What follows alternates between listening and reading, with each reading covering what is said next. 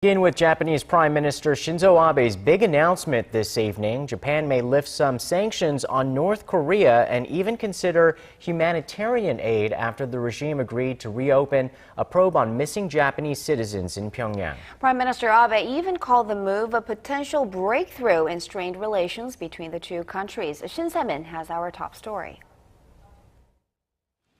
Japanese Prime Minister Shinzo Abe says that North Korea has agreed to reopen an investigation on the Japanese citizens abducted by the North decades ago, a possible breakthrough in a bitter dispute between the two nations.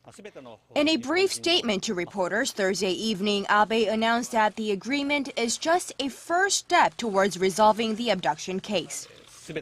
Until the day comes that the families of those abductees can hold their children in their arms, our mission is not over. Since the beginning, we have been determined to pursue this goal and believe that this is a solid first step towards that.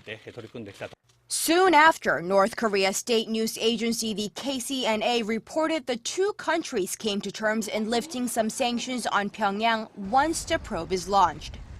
Japan's chief cabinet secretary separately told reporters that Japan will even consider providing humanitarian aid depending on the progress of the investigation. We will look into canceling the special sanctions against North Korea and the sanctions against humanitarian vessels from North Korea to enter into Japan. Pyongyang had promised before to reopen the investigation in 2008, but never did. The North had admitted in 2002 that it kidnapped 13 Japanese nationals in the 1970s and 80s to help train spies, 5 of them who returned to Japan. The country had insisted that the remaining 8 had died.